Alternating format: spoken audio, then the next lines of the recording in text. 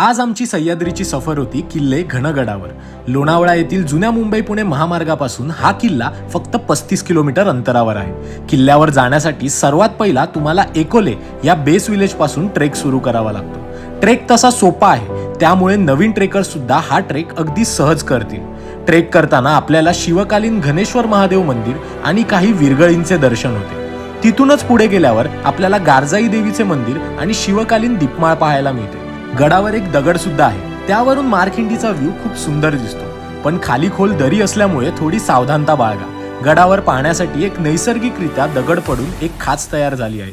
सोबतच पाण्याचे टाके, बुरुज, तटबंदी, पहारेकरांच्या खोल्या हे सगळे आपल्याला या गडावर पाहता येते। स्वराज्यात या किल्ल्याचा वापर शत्रूंच्या हालचालींवर लक्ष ठेवण्यासाठी केला गेला। जर तुम्हाला मुंबई आणि पुण्याजवळ एक मध्यम श्रेणीचा ट्रेक करायचा असेल तर हा किल्ला एक उत्तम असे ठिकाण आहे।